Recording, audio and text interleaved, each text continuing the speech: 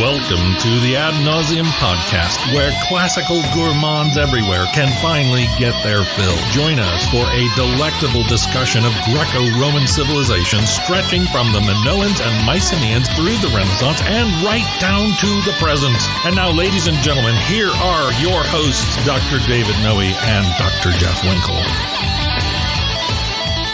Welcome, Ad Nauseam listeners, to episode 110. My name is Dr. David C. Noe. I'm here in Vomitorium South, in the basement, in the bunker, the headquarters of Reformation Heritage Books, who has loaned this facility to us to record, with my fabulous friend and all-around great co-host, Dr. Jeffrey T. Winkle. How are you, Jeff? I'm feeling good today, Dave. We've been away for a bit. You had some couple weeks. You did some traveling, and yes, and it's been trying to kind of find a time where we can do this. So yes, it feels good to be back down in the bunker. Yeah, I've been burning some midnight oil, some early morning oil. Burned some oil in the afternoon. Man, are you running out of oil? There's just a big black cloud hovering over my house as it drifts off into the distance. Right, you have a pretty substantial translation project that you are. Yes, I do. You are nearing completion. Yes? I am, thankfully, yes. And that deadline is looming over me. Yeah. So I've had to put in a lot of time on that. And that has cut down a little bit on our time for other things like podcasting. Mm-hmm. But you've been busy too, I have been right? busy, yeah. Now a new semester starting, and my kids seem to be involved in everything. Mm-hmm. Robotics and basketball and meetings right. and music teams. Plus you got to eat, you got to sleep. You got to do all those stuff too. Yeah. So it's been really busy. Right. But I'm glad we've carved out this time. We got it. Are you ready for this episode? I think so. Okay. I think I'm as ready as I'll ever be. Okay. Which is an odd thing for people to say. How could they know that? As ready as you'll ever be. It is kind of an odd phrase. I think so. I don't like it. There's no more additional readiness you could add with just a little more time. This is the apex. This is it. This is the top. Yeah. The fastigium. Yeah. Throw in some Latin there. What are we talking about? We are diving into book 9 of the Aeneid today. So how many books does this epic have, by the way? Are we nearing the end? Well, it's got 12. Okay. So that means we're probably maybe 53 episodes away from getting through this. Yeah. Now, Ovid, he's got 15 in his Metamorphoses, mm-hmm. right? And they say maybe that was inspired by Aeneas, the archaic poet. Right. His Annales apparently had 15 books. Yeah. But I'm guessing maybe he just got to 12 and he thought, that's where Vergil stopped. I can do 3 more. I think he was just trying to one-up Vergil. Oh, absolutely. All right. He just cranked out 3 more. So we're in book 9. We are in book 9, right? And what's that going to be about? Well, it's starting to get battle-y. Okay. Right. So this is the Iliadic half that we're in, and so things start to heat up between the Trojans and the Rutulians and the allies on either side, and it's about to boil over into a full-scale war. Okay. But we have some episodes in book 9 which are kind of sad and tragic and bloody. This episode featuring Nisus and Euryalus is a centerpiece here. Yeah, so just like in book 4, we had the terrible tragedy of Dido as she went to her doom in a memorable episode entitled "Come On Baby, Light My Pyre." Oh, nice. With a nod to the doors. That's right. You say nice, but you thought it up. That's right. Well, I'm just kind of patting myself on the back. Yeah, a little self-congratulations. Right. Inspired by Euripides and Sophocles and Aeschylus, the 3 greats there, we see Vergil channeling his tragic emotions, right, showing his chops. And now we have kind of a mini tragedy, don't we? We do. And I think it has this interesting layer that it's clearly modeled, at least at some point, on book 10 of the Iliad, the so-called Dolon. Oh, yes. Which is an episode which many now believe to be a later interpolation. Really? Yes, that it doesn't fit. It doesn't belong. Interpolation? Yes. So is that like a kung fu move or something? It's a inserting something in later. All right. Right. And so I think you could read this episode as Vergil in some ways kind of redeeming, not redeeming, but maybe almost correcting that episode. Interesting. In the Iliad. But so you think he's deliberately to get ahead of ourselves? Mm-hmm. We can catch up with ourselves later, maybe. Yes. As I see myself recede into the distance. You're saying that maybe Vergil is deliberately thinking about the Dolon episode and saying, I can do that and I'll do it a little better in this respect. Yes, it better or make it fit more, right? We could talk about the details of this, but Vergil adds like a part B to the Dolon in a way that Homer never really approaches. And so I think he completes the scene, not maybe tries to improve upon it, but he completes the scene. Interesting. All right, we'll see where it goes. Yep. So we got a shout out. Yeah, we do. Yeah. Who is this? This is a lovely young woman, Carrie Benetter Swartzwelder. Okay. So when I knew her, she was simply Carrie Benetter. Mm-hmm. She was my student in Virginia, in the place where I taught there, and she's since been married, and now she's Carrie Swartzwelder, and she shares this shout out with us. It's quite long. It's quite interesting. Yeah. And we're going to have to be a little bit selective here, so why don't you start it out? Well, first I got to say, she's got a great name. Yeah? It comes off the tongue, staccato. Yeah, you're right. Carrie Benetter Swartzwelder. Boom, boom, boom. Exactly. It right. almost sounds...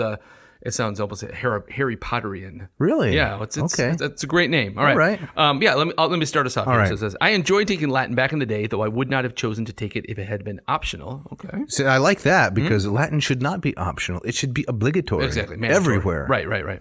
And listening to the podcast feels like auditing a more openly humorous version of your class. The your being referring to me. You. Yes. I don't like where this is going. A more openly humorous version. Okay. Don't take it personally. All right. Gone are the deadpan jokes, followed by the awkward silence of students unsure if laughter was appropriate, replaced with actual laughter, puns, and dare I say, dad jokes. So what's this with the dad jokes? Help me understand this. Well, I guess a lot of people. I know you're a big fan of puns. Right? Yes, I am. Right. And Paranomasia. Good puns can be very clever. Yes. But I think for for a lot of people, puns are considered a low form of humor. But those people are wrong. I know. It's an art form. It is. And so it's often been kind of derided. Oh, it's a dad joke. Yeah, but what's wrong with that? The word dad, that's good. And the word joke is good. You put them together, dad joke. What's there not to like? Well, I think it comes around to this idea of kind of the archetype, which I'm not a fan of. Like dad as buffoon. Oh, yeah. Dad is kind of... You're thinking of Michael Gross on Family Ties? I'm thinking of that. The original buffoon? Or every commercial that features a father. Right. It's just some kind of couch moistening moron who can't figure out, how to use a socket wrench. Walks into the kitchen and, puts the dirty dishes in the refrigerator. Right. So I see like the dad joke. You're right. I see. What's wrong with dad? I think it's dad as buffoon. I see. He's kind of hopelessly out of touch, and it's any kind of joke that elicits a groan instead of an actual laugh. Okay, that's it's. I find sometimes people, and I mean especially myself, are too stingy in their laughter. Right? If it's a pun, just humor it a little bit. Yeah. Just laugh, let it go. I would say that you are stingy in your laughter. That's what I just said. Okay. I am stingy in my laughter, me especially. Okay, I got you. But you think people are too stingy? Yes. Okay. It all depends on how the joke's delivered. I don't want someone telling me I have to laugh. Okay, I got right? you that, right. I don't like to be told that. But if you deliver it with a little bit of self-effacement, then I'm all over it. And that's funny, no matter how lame it may seem to others. Right. Now, do you remember these episodes that she refers to back in class, where you would drop these jokes and students being unsure of? Yes. I've had before a class kind of gets to know who you are. Yeah. And if you make a joke, they kind of come with the assumption, this is a class, this is a professor, this is going to be serious. This is serious. Right. Well, and I usually wear a tie to class. Yeah. I demand a lot out of the students in terms of attention and so forth. Sure. But that's so much more fun than when you say something funny, because you could tell, they're laughing, they're chortling a little bit, but they don't know what to do. So you find that discomfort very entertaining. It's great. I had one today, if I may. We'll get a little bit off subject here. Yeah. We were reading some Greek at the seminary where I teach, and we came across the story of Tantalus, and it was about Niobe. Let's see, it was Amphion. Amphion married Niobe, the daughter of Tantalus, and we were talking about Tantalus's crime. Fed his son Pelops to the gods, and everybody was onto it and didn't take a bite out of Pelops except for Demeter, because she was a little dense, right? Yes. And took a big chunk out of his shoulder. Right. And then he had to have an ivory prosthetic. Exactly. Right? That's where I went. And he had an ivory prosthetic. And I just commented it was difficult for him to get through TSA or customs. They would say, do you have anything to declare? And he would say, I have this pre-man ivory shoulder. Is that okay? And most of the class didn't laugh because they didn't know if I was being serious. But there were some, chuckles and smiles into the notebook. Had you not showed this side of yourself to this class before? Only a little bit. Okay. You got to dribble it out a little bit at a time. Right. Because if you, try to be, you try to make them laugh all the time, they won't learn anything. Yeah. So I got you. It's a delicate balancing act. But back to Carrie. Carrie continues. By the way, when teaching my classical conversations class last year, I nonchalantly slipped in the fact that Alexander the Great shares his middle name with Smokey the Bear. Yeah, that's a mom joke now. She's turned it into a mom joke. I love it, though. Okay. I love it. Only one of the kids caught on, but he explained the joke to the rest, who all promptly laughed along, whether they understood or not. You were credited, of course. So she's saying, that's your kind of humor. Yes, right? so the royalty check's in the mail, right? Yes. I told them I was passing on what I had learned from a much-beloved Latin professor. Oh, that's really kind. Want to pick it up from there? Yes, I will. Right. If I can stop my blushing. She says, before having children, I was a firefighter in Loudoun County, which is in Northern Virginia. This is interesting, isn't it? She's a firefighter. Yeah. Wow. Yeah. And thus the Smokey the Bear, right? Yep. And I designed the shirts for my fire school class. Each class does their own. It included a Latin phrase because who doesn't love a Latin phrase to add a little gravitas to your hoodie? Exactly. But ching. I say facetiously. I listened to the episode on state mottos where you guys totally mocked people who do that. Did we do that? Well, I think we mock people who do it poorly. Yes. Right, that's all it was. No, and Carrie didn't do it poorly. No. The motto was nectemere nectemide, which means not rashly nor with fear. Mm-hmm. That's a good one. Very good. She says, I didn't make it up. Don't remember where I came across it. It seemed fitting for a firefighter to be neither reckless nor fearful. That's perfect. It's great. Nothing to mock there. Yeah, I'd buy a hoodie with that on it. Mm-hmm. Yeah, you want to go along with the rest there? Yeah, let's finish this. With regard to my current location, my family and I finally left Virginia this past September and moved to the beach. Nice. Yes. We are living just north of Wilmington, North Carolina. That's a lovely part of the country. You been there? I have. Okay. I love it. It's a fantastic place to live. Right. If I can just cut in here. Yeah. I'm sorry. So just to finish up, because I want to skip over this part here. Mm-hmm. She says that today was a balmy 70 degrees and sunny. And she says, as for the shout out, sure. Who doesn't love to be publicly mocked by a former professor? Oh, did we mock her? I don't think so. I don't think so. Yeah, no. She's assuming too much. I think she's just a little bit cautious because she knows what a big meanie you are, Winkle. I know exactly. You are so cruel. I think I went fairly easy. You went light on her, right? I'm the cuddly one. Right. Oh man. Thanks. Thanks, Carrie. Really appreciate you listening. And I'm very envious of the 70-degree weather right now, as it's freezing up here. Yeah, it really is. Yeah. So, Jeff, we're going to get into this now. Let's do it. So, how about I jump to the opening quote? I'd love that. All right. Yep. So this comes from an article by one Peter G. Lennox, from an article entitled "Vergil's Night Episode Reexamined," Aeneid 9, and then the relevant line numbers. And this is an article which is trying to pick apart, analyze this tragedy of Nisus and Euryalus. So this is from the journal Hermes, 1977. Yes.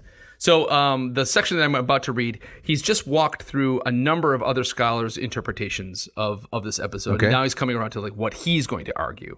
So he says, I shall argue in what follows that such conceptions of the undertaking and of Nisus' part in it are not supported by a careful consideration of the text. So he's responding to these previous takes. Okay. Nisus and Euryalus are taking their turn at watch upon the wall of the Trojan camp.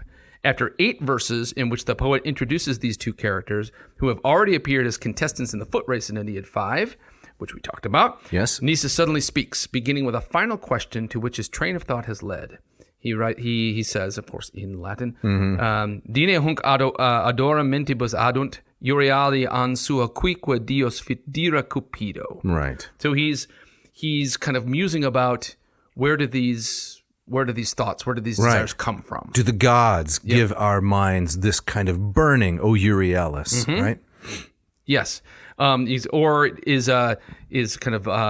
it desire itself become a god to us? Yes, right? to each person. Right? Yes. So if you really like something, right, say you really like a chicken sandwich. Yeah. You know, the age-old, is it Popeyes or is it Chick-fil-A that makes the better chicken sandwich? Where do you fall on that? At Chick-fil-A at this point. Okay. Primarily because I think the odds of a sponsorship are a little bit higher than with Popeyes. Okay. But Popeyes makes a mean sandwich too. Sure. So the sua cupido, right, each person's desire and it's a dirra cupido, right? It's a dangerous desire. There you go. Like if you eat 5 sandwiches, that's going to be pretty dirra, right? Right. Becomes to him a god. Is that how it works? Yes. And so Lennox continues to say, so to some commentators and critics, this is the key question to an issue which was prominent in the poet's thoughts throughout this episode, and indeed throughout the poem as a whole. Is man able to act as an agent in his own right, free from divine intervention? There is no direct influence upon the events which follow, comparable to the divine assistance rendered by Athena to Diomedes and Odysseus in the Doloneia, which is the Iliad model for this scene, right? And so it is concluded that Nisa's dira copido, his dangerous desire, does in fact become to him a deus. Okay. So this is Vergil kind of rearranging or kind of considering the theological world, where in the Iliad it's Athena, she represents the god, she pushes Odysseus and Diomedes along on their night raid. This is in the Iliad. Yep. And as they're on their way into Troy, right, where they carry out devastation, is it on their way in or on their way back where they encounter Dolon? I think it's on their way back. On their way back, they encounter this hapless Trojan named Dolon. And they kill him. Right? Yeah. And it's an act of quite sudden brutality. Yes, right. And that's one of the reasons that many later scholars and readers thought it doesn't quite square with the Odysseus and the Diomedes we see elsewhere. And so they're acting in some ways very unheroic if we measure kind of heroism against what Athena represents. I don't know. We don't probably have time to get into it too far, but you don't like it though. Well, Diomedes is certainly heroic and has a different kind of a character. He's one of the most admirable in the whole epic. But I wouldn't put this past Odysseus at all. Yeah. This seems very much like him in some ways. Remember how he treated Thersites? Yes. In Book 2? Right.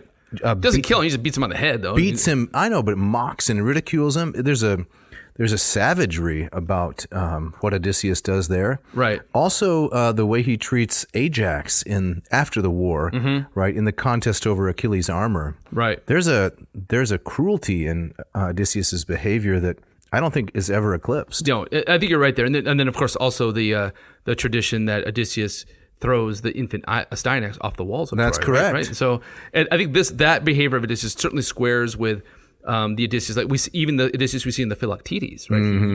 Using people for his own ends. That's the Sophocles play. Yep. Right? But I think so. Most people read this, of course, the Odysseus that we see in the Odyssey, right? Which has its own problems, but much less. He's domesticated. Exactly. That's the perfect way to put it. Right. So.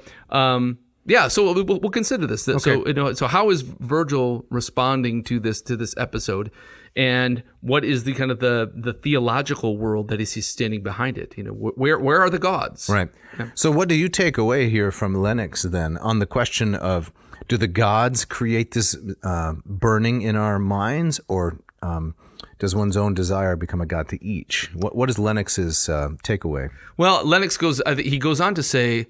Something along the lines that Diomedes and Odysseus, they survive, right? They kill Dolon and they return to the Greek camp, right? And so they don't pay for their crimes to any degree. Nisus and Euryalus, spoiler alert, right? They don't make it, no, right? And so Vergil adds this addendum is that they do these similar kind of horrible, brutal kinds of things. And whatever god led them to do it, right. They are punished for it. Interesting. Yep. The way I've always read the Nisus Euryalus story, and I could be wrong about this, I'm willing to be corrected, I know that's rare, in the course of this episode, is that it's not the killing of the Rutulians that is the crime, because it's an enemy situation. It's a battlefield of sorts. It's the fact that they go too far, right? They don't have moderation even in their warfare. Right. They get overwhelmed by a kind of bloodlust. Yes. And that's is their undoing. Right. No, I would totally agree with that. I would even kind of telescope even further back. Okay. So in the Iliad, I mean these kinds of the killing of that Nisus and Euryalus do and that Odysseus and Diomedes do also remind me of what Achilles does on the battlefield, where he's gathering up these young Trojan boys and sacrifices and slaughters them. Yeah. And I don't think that Homer wants to see, oh well, that's just what heroic warriors do. I think we're supposed to see a madness in that. That's the rage, the main of Achilles. Right. And so I think in the Iliad that wonderful scene between Glaucus and Sarpedon, that very almost absurdly weird scene where they introduce each other on the battlefield. Isn't that Glaucus and Diomedes? No, it's. Gloves and sorry, yes, I'm sorry. You're right. I think it's book 6. Yes, and so they meet on the battlefield, Trojan versus Greek, right? And they exchange stories. It's a picnic, right? And then so they discover that their ancestors had been guest friends, correct? And so they say we can't fight, and so they exchange gifts and they move on. And so I think in that Homer gives us a model of how a hero should approach the battlefield. There's no heroism in killing someone who's below your station. You want to try to tease them out and kind of figure out, okay, what level are you on? and therefore should we fight. So to kill somebody in their sleep is the antithesis. Yeah. I mean, how could there be any kind of justification for that? Right. We've talked about this before, just to go pop culture on you a little bit. You know, that's my thing. Yeah. Is the Batman movies with their brutality, right? Yes. It's never a fair fight anymore, right? It's the hero is so much stronger and more capable that in the vengeance he takes on the lower characters, it seems too uneven to be pleasing. Right. Yeah, exactly. So there's something inherently queasy about a fight that's not fair. Right. Yeah. So unfair. Yeah. But we are getting way ahead of ourselves because there's this other scene that precedes this with Turnus and as they approach the camp and this weird thing that happens with the boats. We got to cover that. Okay. So Dave, would you start us off by reading some Latin? I would love to. The very beginning of Book 9. Yeah. So this is Book 9, lines 1 through 7. Adque adiver sa penatus dum parta geruntur, irdrem de caelo mi sit Saturnia Juno, auda cad turnum lucotum forta parentis, pilumni Turnus sucrata vallis adebat, adquem sic roseo taumantias ora locutest, turne quod optanti divum promittere nemo, aude erdret vel venda dies and at tulit ultro. Very nicely done. Thank you. I got tripped up there in line 7 with the Walwenda. Right. You pulled it back together though. Oof, yeah. All right. Now I rarely do I kind of call attention to this because I'm a big fan of Mr. Lombardo. Yeah. But his translation of this first line I thought was I really want to know what you think of it. Okay, all right. He translates this first line, Atque ea de versa penitus dum parta geruntur, as while Aeneas was admiring his shield. So book 8, remember, ends with him getting this new armor. Yeah. Right? And how would you do, just give me a literal translation of that very first line. Okay. There. And while these different things were taking place, in their... I'm struggling here with penitus. Yeah. Penitus means completely, deeply. Yes. So the idea is, ea diversa, while these different things are taking place in their different spheres, it's deliberately vague. Yes. So it's kind of a summary statement, and I'd like to compare it to the things that Homer says at the beginning and the end of various books in both the Iliad and the Odyssey. Mm-hmm. Typically, the book ends with, and all the heroes, went down to sleep as, the night descended on the camp. Right. It's a formula. Yes, right? yeah. And then the next book begins, as rosy-fingered Dawn stretched her, her fingers, her hand over the sky. Yeah. Then all the heroes woke up, and it's formulaic. So I think this is kind of a bit of a formulaic line as well. So wouldn't a better translation be something along and while this was all going on... Something like that. Yeah. So I think what Lombardo has done is he has imported the meaning from the end of Book 8. Yeah. Because that's what he was doing. Aeneas was admiring his shield, but I think it's a little too free. That was my sense. It's a little too free. Okay. But I have a lot of sympathy for him because it is a difficult line. Right. It's so generic. You can almost make it whatever you want it to be. Yes, it's incredibly flexible. So that's what he does. So I agree with his general principle of interpret the meaning when you're translating. Don't try to represent the words. But I think it's a little too free. Okay. All right. Good. Okay. Yeah.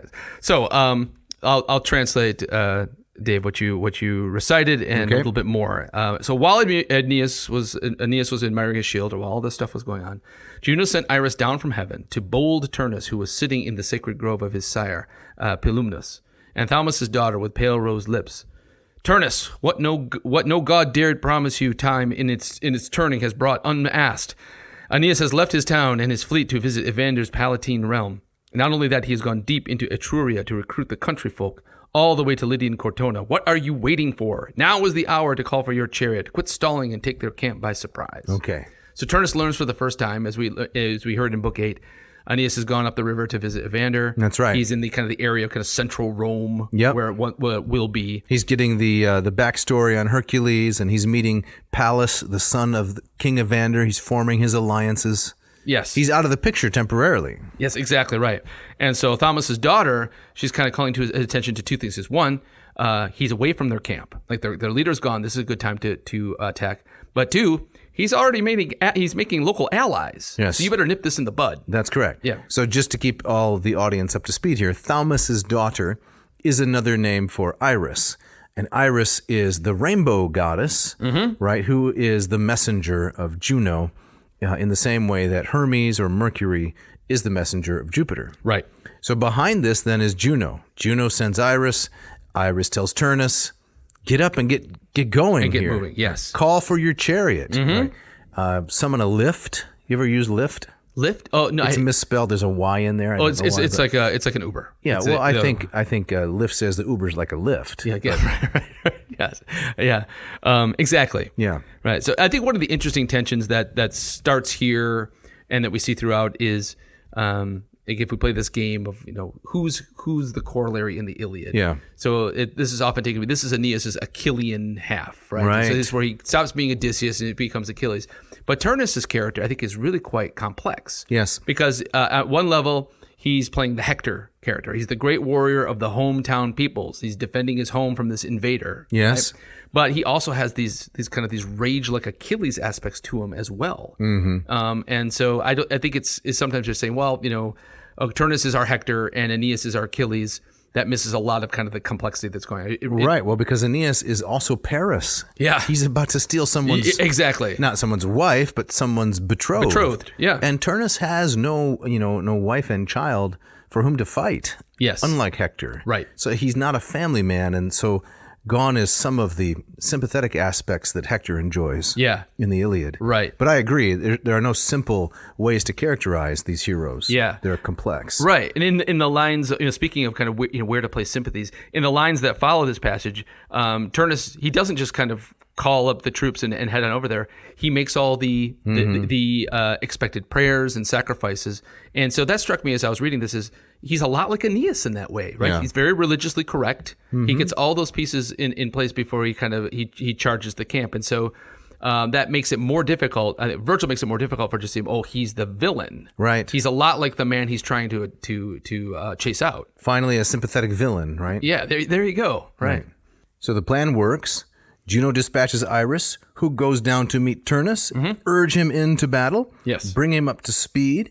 And as we said, Turnus is religiously correct, right? He's got the same level of piety as Aeneas. He's not a cartoon character. Right. And what steps does Turnus take next? Okay, so then finally gets all the ritual out of the way. Okay. He leads his army up to the Trojan fort, but it's kind of surprised that they're all holed up in there. They're not coming out ready to fight.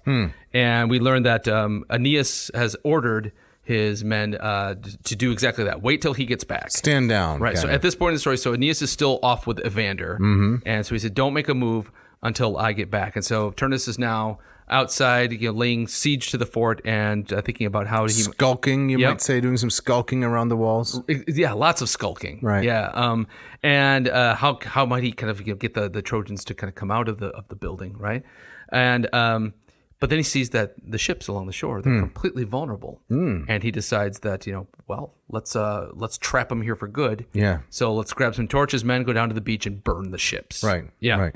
So skulking around, he's like a big, strong guy who's just kind of skulking. Yeah. Would you say he's like a Skulk Hogan? Nicely done. Yes. Is that a dad joke? No, that's total dad joke. I hope Carrie appreciated that. I don't one. know. Right. So they go down by the seashore with torches, right? And some lighters, and they're going to torch the ships. Torch the ships. But see, how does that help?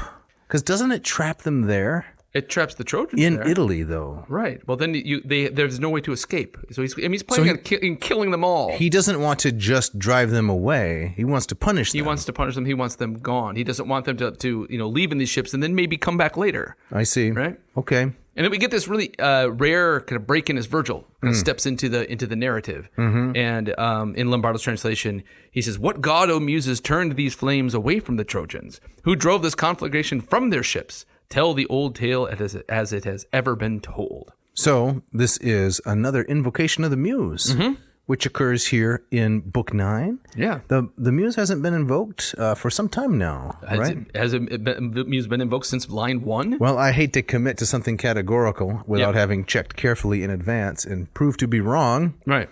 But I'm going to say she has not been invoked since Book 1, because I can't remember. Right. It's whatever it is. It's very, very rare. Yes, it is rare. And it jolted me as I was reading this. Is kind of just takes you out of the narrative. Yes. And giving Vergil the benefit of the doubt, there has to be, he's up to something here. Yes. And so he seems to set this up, but this is like an old piece of Roman folklore. Yes. And he assumes his audience knows it, and it's a set piece, it's a favorite, and now he's going to tell that story. It's a flashing red light to the audience. Yeah. It's a little bit different than apostrophe, which is the figure of speech wherein the poet speaks to the audience. Mm-hmm. But it's not unlike what Homer does in Book 2 of the Iliad, where prior to the catalog of ships, there's a second invocation. Ah, okay. And that's often taken as some kind of a reverent nod toward the muse and her powers of memory, because he's got to list now all of these details about, catalog poetry. Right. Not something similar at work here. It seems like it's less a feat of memory than it is something that has a particular grandeur or significance. Yeah. And that's why he pauses. Yeah, exactly. So, and again, in those 4 lines, he tells us in some ways what happens. He says they head for the ships with the torches, but they do not burn them. So what happened to turn the torches away? Right. And so then we learn in this story that we learned way back when Aeneas back in Troy was building these ships. The goddess Cybele, this is called Berecynthian, mother of the gods, interceded with Jupiter on behalf of the Trojans. And so she's presented to Berecynthia in the area of Troy. She's a local goddess. So who is Cybele exactly? She's the Mater Magna, the Great Mother. Okay. Right, and so in the Roman tradition, she's even in this episode, she's presented as the mother of Jupiter himself. Mm-hmm. And so she's sits even behind the Olympian deities. Okay. And so she's one of these goddesses of ecstasy and wildness. There was a temple of Cybele on the Palatine Hill. Yes. There was a very fervent and often bloody and violent cult of Cybele in Rome itself. Highly controversial as well. Oh, right. Yeah. It could involve self-mutilation. Right. But it has kind of those elements of an initiatory mystery cult. Mm-hmm. But central to kind of Roman identity, and certainly around the time Vergil's writing. So here it's kind of a hat tip to the culture around him, contemporary Rome. Okay. Mm-hmm. So within the city of Rome, there's the cult of the Phrygian mother, Cybele. And there are bloody rituals that may have involved self-mutilation. Yes. Was there a temple also? Yes, up on the Palatine Hill. So it had a kind of a central place in Rome, and I think it was a core part of its kind of mythic identity. Yeah. So would you say Vergil's including it here in the story as an appeal to his contemporaries, or is it an etiology, an explanation of where did this come from? Why is it important? I think it's certainly there. I mean, the language that he used suggests that he kind of assumes his audience will know it. Right. But I think he also in some ways, he's telling a Homeric tale, but he also wants to make it distinctly Roman at the same time, and this is a great way to do it. Yeah. Excellent. So let me read. You want to read a little bit of Lombardo's translation? I would like to, if Please I may. do Yeah. so. Tell this story. So here's the result then. And so the fates parsed out their time. And on the promised day, Turnus's outrage signaled the mother to repel the fire from her sacred ships.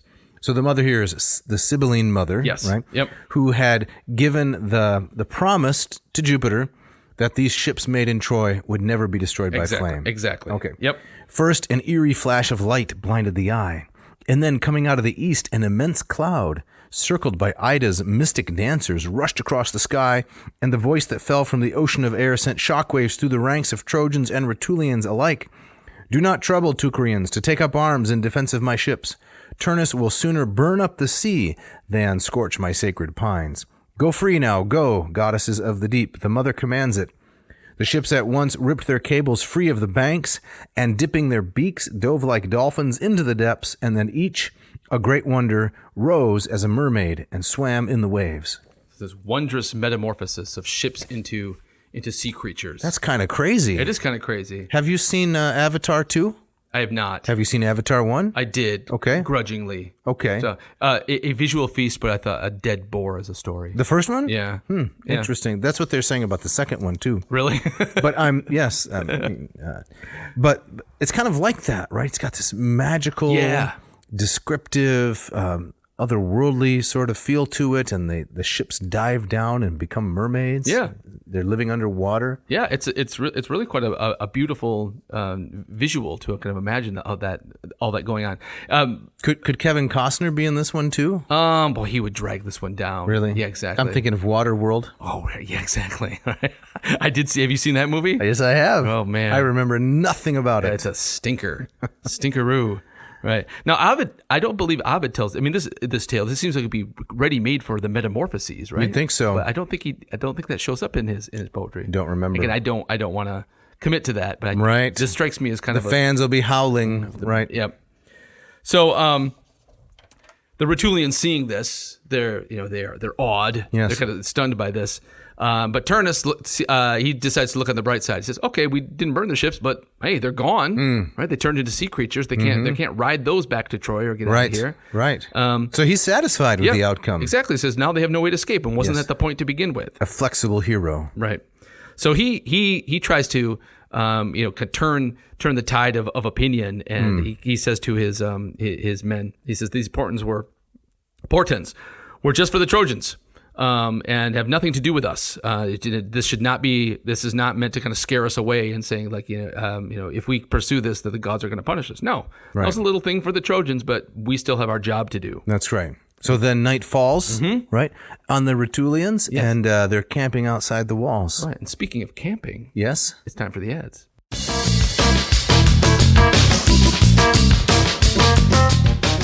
This episode of Ad Nauseam is brought to you by the good folks at Ratio Coffee with offices in Portland, Oregon. Mark Helwig has been producing 2 fine coffee machines for the general public. These would be the Ratio 6 and the Ratio 8. Yes. Jeff, tell us a little bit about your morning coffee ritual. I like to get it all ready to go the night before. Yes. I've got my metal cone. Right. And my hand-blown carafe. Yes. It's waiting to go. I don't add the coffee. I don't want it sitting there stale all night. No. But I add the fresh grounds in the morning. I hit that button, and you just sit back and in 3 minutes, it's ready. It goes through the 3 stages of the bloom, the off-gassing of all the terrible flavors. That's where the brackish tang dissipates. Exactly. Friends don't let friends drink brackish tang. No, they do not. And then in the brew stage, that's where the magic happens. And then ready, and you're good to go. And you're ready to go. Yep. So I take out the cone. I put in the little secure top piece. That's right. And it's ready to pour. The whole thing is just a beautiful aesthetic experience. It's delightful. It is. And the machine is gorgeous. It is. You have the 8 now. You used to have the 6, which is also a fine machine. You had that one in the stainless steel. I had the stainless steel. Yep. And for the 8, what's your color option? I also have the stainless steel. But, you do? But with the glass carafe. The glass carafe, right. Yep. So mine is kind of an oyster color, as the audience knows, with real walnut accents. It's a work of art.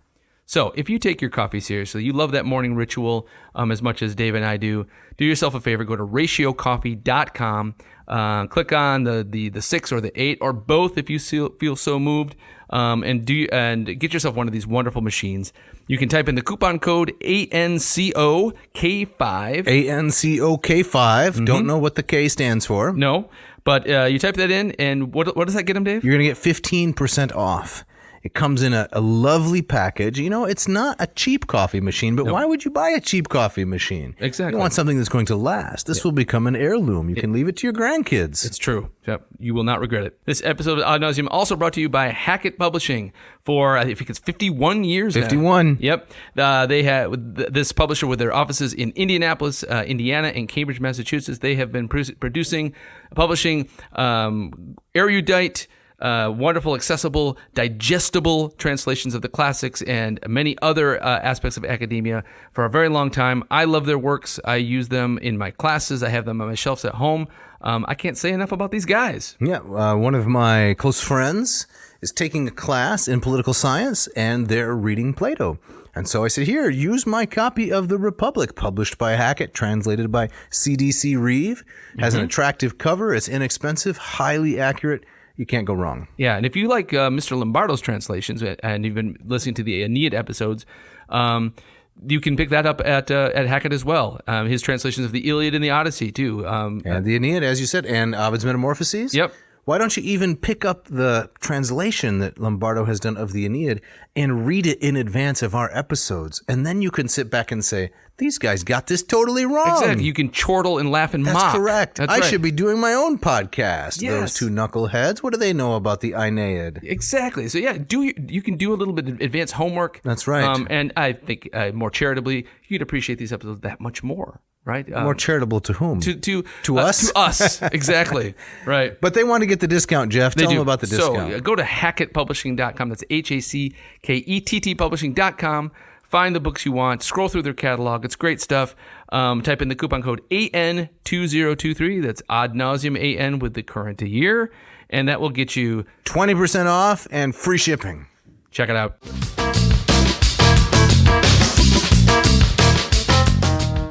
All right, Jeff, as we get back into it now, we're ready for the night sortie. Yes, so this is what the scene that we talked about at the beginning of the episode. Nisus and Euryalus decide they're going to make this, it's not to invade the camp to kill the Trojans, they're going to go and get Aeneas. Right. So I think that's also something that separates it somewhat from the Dolon in the Iliad. Right. Now, Aeneas is not in the camp of the Rutulians. No. They have to go through the camp of the Rutulians, who are surrounding the fort, yes, and go on to find Aeneas. Right.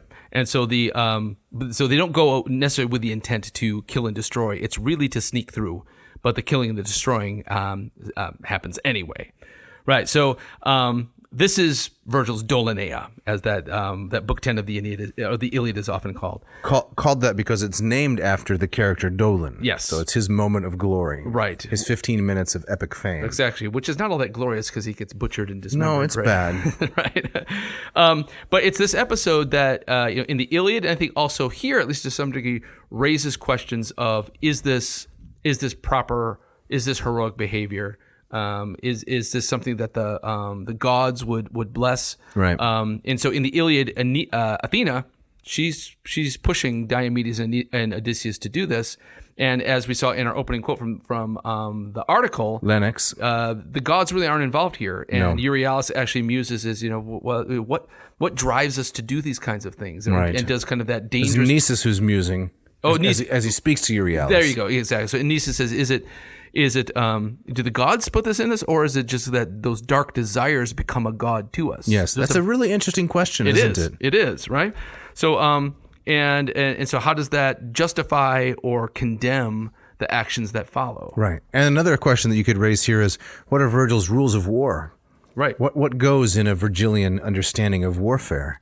Is the killing of innocents, the killing of women and children, only combatants or maybe non-combatant males, can they be killed as well? Right.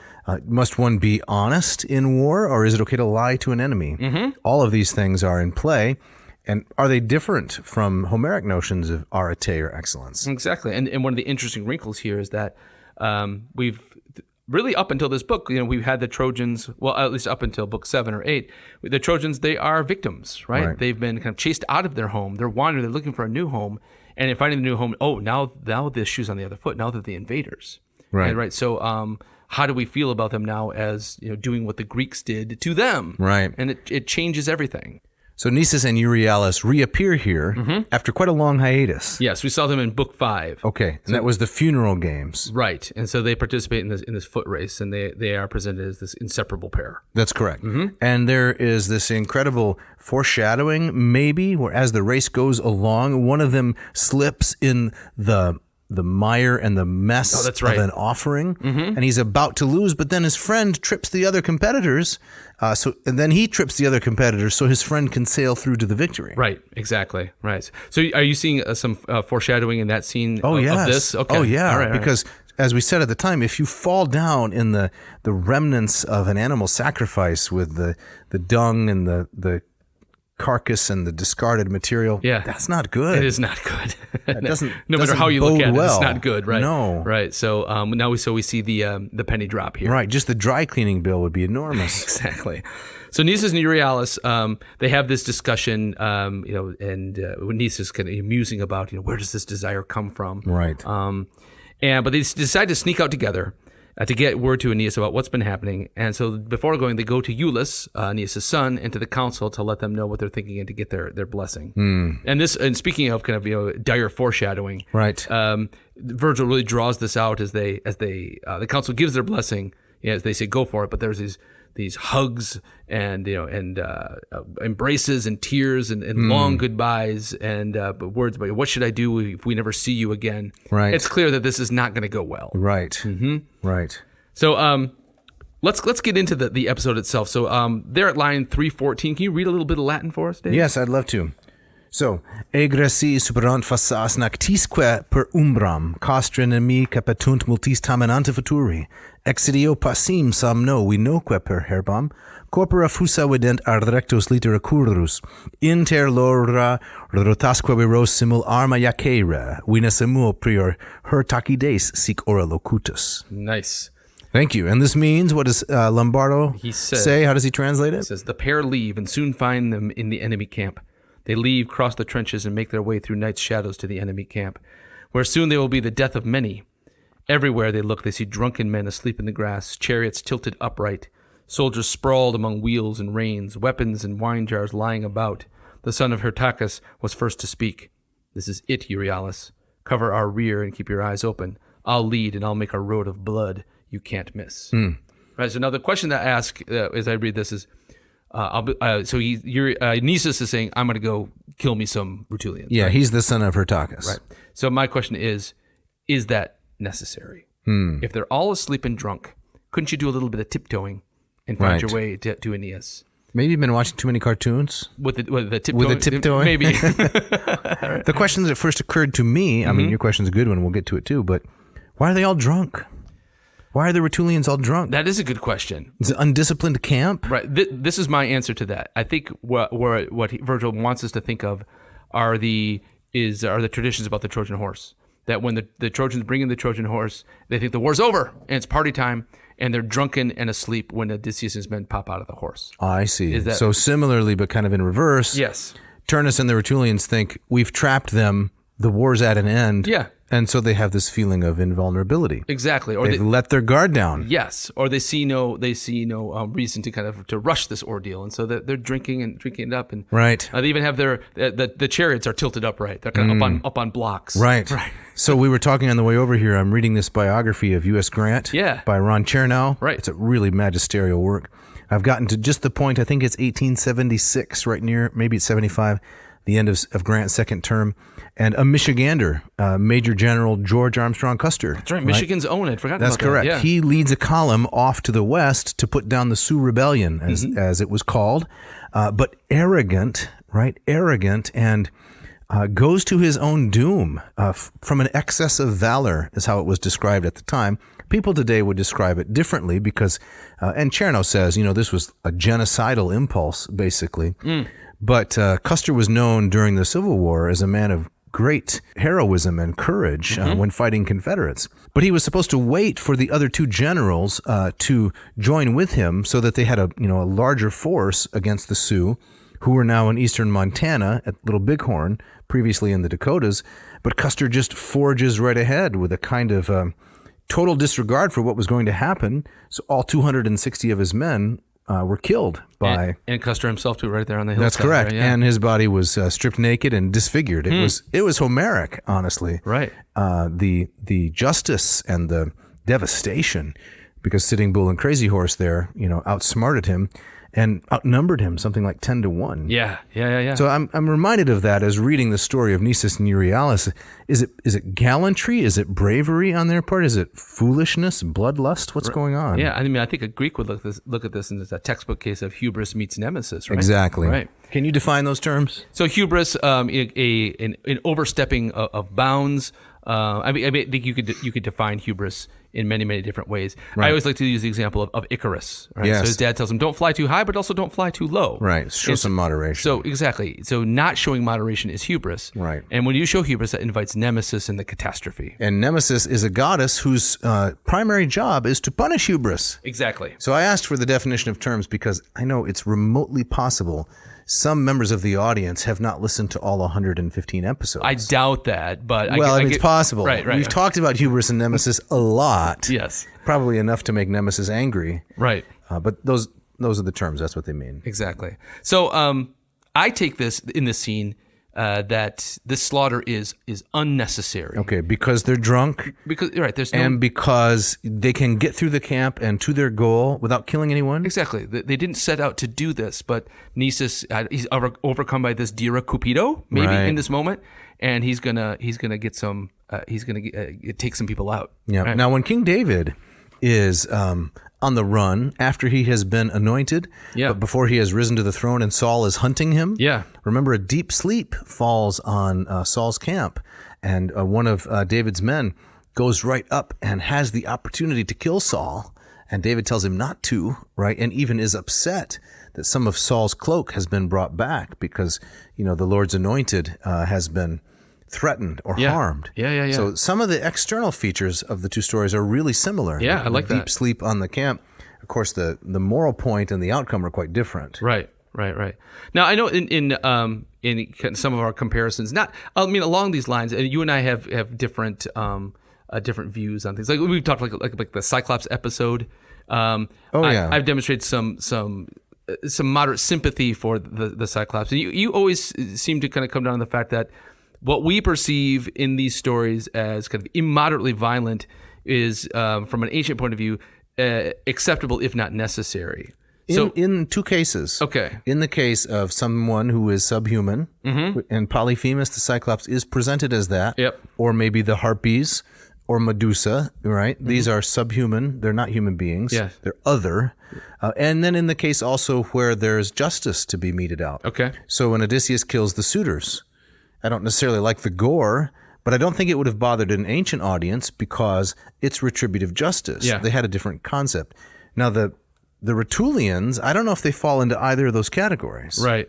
No, I think so too. Okay, so I think we're on the same page here too. Because they're human. They're not like the Cyclops. Right. And they haven't done anything particularly wrong to Nisus and Euryalus. Exactly. That's another thing that bothers me too, is that this is an episode that takes place really before the wars even started. Correct. Right? So there's not like a history where there'd be a boiling up of hatreds, right? And so that's what it kind of comes out of nowhere. The contrast then at the very end of the epic, when Aeneas dispatches Turnus, Aeneas is instituting a retributive justice on Turnus for the death of Pallas. There we go. Right. Nothing similar happening here in the story of Nisus and Euryalus. Exactly. So I think those are really good distinctions to tease out. I often find when I teach, not this episode, but when I teach things like the Iliad or the Odyssey, I often find that my students come with it with kind of the assumption that this is ancient, this is violent, right? And so we just have to kind of accept all of this is just because that's the way the world was. Yeah. So I could see some of my students reading this episode and say, well, that's just the way it was. But no, it's not. No, it's not, because people, in my estimation, are the same the world over and throughout time. And the other issue is, I don't think that most of the time our moral imagination is broad enough. Spend a little time reading the news, and you'll find there is so much cruelty and violence that still takes place. Yeah. And for a person not to be outraged by that is a failure of morality. Yeah. Right? Yeah. So I don't think it's good to say, well, that's just how the world was then. Right. Virgil has a conscience, and it may even be, it seems to me much more developed than that of most people I know. Yeah, especially when you come to see that Nisus and Euryalus don't return to the camp, or they don't make it to Arcadia, right? They pay for this. They do. In a way that Diomedes and Odysseus in the Iliad do not. Correct. So that's why I think that's. So you say that's the distinction. That's I think a very important distinction, and that's what I mean by maybe in Vergil adding this coda to the story. We see him maybe completing the Iliadic story, kind of saying, well, this is if Homer had done it correctly, or maybe he's even answering the fact that, well, it's not Homeric, but this is how it should be done, right? The difference, though, is Nisus and Euryalus are absolutely minor characters. Odysseus and Diomedes are not. You can't kill off the main character. They're really central to much of the action, even later in the story. Right. And I'm not saying that Homer couldn't have done something different, but it's telling that Vergil introduces two characters that I believe were previously unknown. Oh yeah, right. No, that's a very good point, right? So if you off even one of those two, Odysseus and Diomedes, well, then you're left holding a very empty bag. That's correct. Yeah. A lot of ramifications. Right. So they make a slaughter of the sleeping drunken men. They steal a bunch of things. Euryalus notably steals one of the captain's helmets off and puts it on his head. And then they sprint for the woods. Right. So killing men in their sleep when they're drunk. Yes. Have you seen this meme? I can't remember all of it maybe, but this is what we'll do. We'll cross a frozen river on Christmas Day and kill you in your sleep. We're Americans. We've done it before. We'll do it again. I haven't seen this. It's a picture of Washington crossing the Delaware. Right. It was a surprise attack, right? On the Hessian camp, I think, on Christmas morning. Oh, right? That was on Christmas. Yeah. Okay, wow. Yeah. Everyone was shocked, right? Yeah. It's maybe a little bit reminiscent of Nisus and Euryalus. There you go. Although, George Washington didn't end in disaster. It was a victory. One of the first real victories for the American Revolution. Right. So they kill these men. They strip some prizes. Yes, they get a Rolex, if I'm not mistaken. Exactly. What's it, like an iPhone 15? iPhone 15, Xbox. That's right. Right, and so they're running off with it, under their arms, running into the woods. Yes, and that's what gives them away. Yes, this is such poetic justice. Right. So they not only are they I think they're committing hubris by killing and despoiling. Mm-hmm. It also clearly takes them way too long, because by the time they start running for it, the sun's coming up. Yes. Right. This is one of the most gripping moments in the poem, I would say, in the whole epic. They steal a bunch of stuff, and Euryalus, what does he steal in particular? This helmet, right? Captain's helmet. Bronze. The captain probably polished it off, right, the night before, and buffed it with wax before he polished off a bottle of Jim Beam or something like that. Ouzo, right? And passed out. And as Euryalus is running across the field, what happens? The sun glints off the polished bronze and gives them away. Yep. And then the chase begins. Yep. Like that. So the irony of it is, that biblical expression, "Be sure your sin will find you out," right? He grabs that helmet and the greatest prize. But if he had had more self-control and restraint and just gone on to his purported mission of finding Aeneas, the sun wouldn't have glinted off the helmet, given away his location. Yeah, and he's a dead man. He's a dead man. It's all over. And then not only that, as they're running to the forest, they're kind of tripping up in the thick undergrowth, so that's slowing them down. Just like Book 5, right, in the foot race. Exactly. The foreshadowing. There we go. And then Euryalus is grabbed. Let me read a little bit of Lombardo here. It says, Nisus got through in a blind rush and would have escaped the enemy in those regions later called Alban, at that time part of Latinus' pasture. When Nisus stopped and looked back, to no avail for his missing friend. Poor Euryalus, where did I leave you? How can I find you? And I thought this, we were talking, I think, briefly at the beginning of, not comparisons of Vergil, or you wondered if Ovid was outdoing Vergil by adding 3 more books in his poetry. Right. But I wonder if Ovid is deliberately tagging Vergil here in his episode at the end of the Daedalus and Icarus, where so now Nisus is looking around. Where are you? Where can I find you? It's almost the same thing where Daedalus, after Icarus plunges to the sea, turns around and says, Icarus, he said, where are you?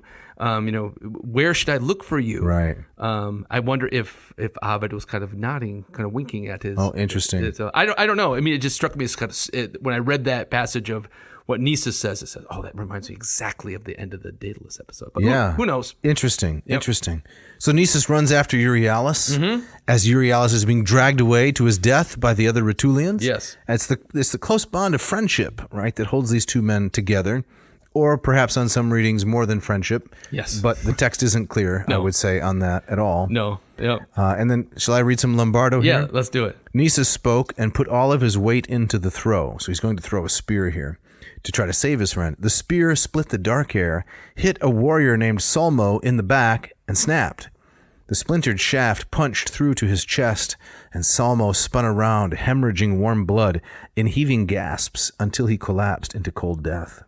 The Rutulians looked around in every direction, breathing more sharply. Nisus balanced another spear over his shoulder. So he's carrying all this loot, and he's got 2 spears? The spears have straps. Okay, all right. It works. Okay. It's like a water bottle with a strap. I got you. All right, yeah, go on. And while they hesitated, it went hissing through both of Tagus' temples and warmed itself deep in his cloven brain.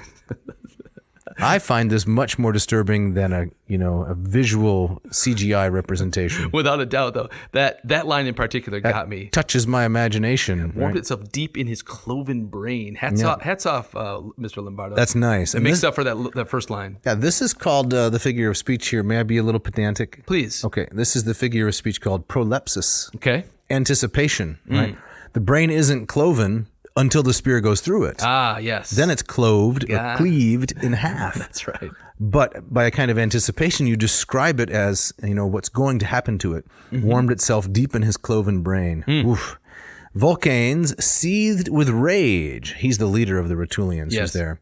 But he could not see who threw the spear or where to unleash his fury. All right, so it's falling apart for these two guys really quickly. Really fast. Yep. If only they had just walked through the camp. Just walk through. Or maybe stolen just one watch. Left the iPhone. Take a pair of Air Jordans, Exactly. just one pair. Some socks. That'd be okay. Yeah. Maybe some leftover vodka, but no, they have to engage in all of this wanton destruction. Yep. And it undoes them. It does. So Nisus, he desperately tries to save Euryalus, and he claims, this whole thing was my idea, so, turn your fury on me. He tried, way too late to try to kind of sacrifice himself for his friend, but Euryalus is slaughtered anyway by Vulcans. And we get this wonderful, very tragic simile. This lovely epic simile. You're going to read that? Yeah, so in translation, as a purple flower cut by a plow droops in death, or as a poppy bows its weary head heavy with spring rain, so thus the head of Euryalus. And this is also a direct tag, it seems, of Homer as well, where we get the death of one Gorgythion, who was a minor son of Priam, and he's killed by one of Teucer's arrows in Book 8 of the Iliad. And here in Theodore Buckley's translation of the Iliad. Can I just ask, are all the sons of Priam minors? Nicely done. That's a dad joke. Yeah, sorry. right. All right, sorry. Theodore Buckley's translation of the death of Gorgythion? Yes. And as a poppy, which in the garden is weighed down with fruit and vernal showers, droops its head to one side, so did his head incline aside, depressed by the helmet. So it can, as these similes often do, they take kind of a gentle image from nature, but apply it to something very dark, bloody, and violent. Yes. Yeah, it's a great juxtaposition. It's wonderful poetry. So Gorgythian, the son of Priam, is also young, beautiful, and innocent, which we can't really say of Euryalus. He has the residual innocence of youth, I guess, but now he's graduated to bloody war, right? So there's a sense of just deserts here. Exactly. Maybe swayed by the elder Nisus, but nevertheless guilty for what he's done, or at least at very least guilt by association. And what happens next? So Nisus, he goes out in a blaze of glory. He rages against Vulcans. He kills Vulcans, but in the killing, he is mortally wounded himself. And his last act of his life is to throw himself on top of the body of Euryalus. In an act of affection or an act of protection. Protection, in vain, of course. Friendship. You know the very famous two skeletons that were discovered in Pompeii recently? No. Well, it was within the last decade, I guess. Two skeletons, and they're holding hands. Oh, I didn't see that. Yeah. Yep. That's two male skeletons, and so there's speculation, but I'm not interested in that. Yeah. Clearly, they were friends, right?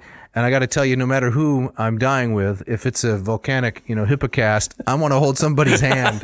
Yeah. I don't care who it is. Exactly. Even if it's someone who's been, my mortal enemy since childhood. You got plenty of those.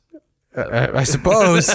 I'm going to say, hey, it's almost all over. Can you just squeeze my hand real quick? Yeah. So let's have an act of gentle friendship here. Right. So yes, this an act of affection or protection, connection in Nisus's last act.